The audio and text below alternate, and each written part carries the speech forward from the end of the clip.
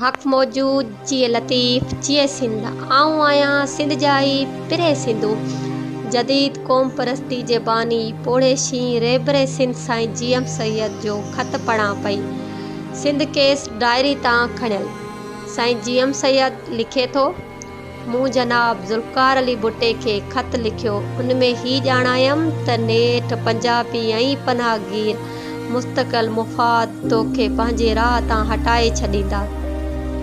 उन करे उन्हनि जी पोलगी ऐं ग़ुलामी खां बहितर आहे त तूं सिंध जी आज़ादी ऐं आजबे वारी जदोजहद ॾांहुं मुतवजा थी, छो त आज़ाद थियण खां पोइ सिंध खे केतिरा ई फ़ाइदा थींदा।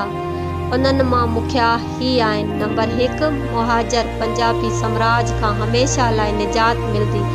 Number 2, income tax, customs, excise duty, sales tax मां सिंध खे 350 करोड़ रुपया पैदाइश थींदी। ॿी पैदाइश 50 करोड़ थी सघंदी। जमा 400 करोड़ बजट मां सिंध थोरे वक़्त अंदरि निहायत तेज़ी सां तरक़ी करे वेंदी। नंबर 3, सिंधी ज़बान ऐं कल्चर तेज़ी सां अरूज हासिल करे वठंदा। नंबर 4, सिंध जा समूरा वसीला सिंधियुनि जे हवाले थियण करे बेरोज़गारी क़ते ख़तम थी वेंदी।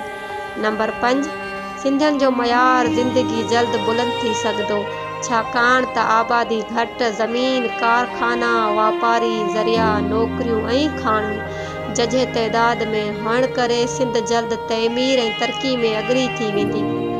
नंबर 6, सिंध जे पाणी खे पंजाब तरफ़ां बंदि करण एवज़ सिंधी पंजाब जे माल ते घरो मौसूल विझी पंहिंजे पाणी जो एवज़ो वठी सघंदा। नंबर 7, पंहिंजो बचाव पाण करे सघंदा। नंबर 8, जमहूरियत, सेक्युलरिज़म, नेशनलिज़म ऐं सोशलिज़म ते हली बांग्लादेश ऐं भारत सां दोस्ती करे सघंदा। मूंखे अफ़सोस आहे त मुंहिंजे ॾिनल रायनि ते हिन सां को बि तवजो न ॾिनो ऐं नतीजो उहो ई निकितो जेको मूं खेसि ॿुधायो।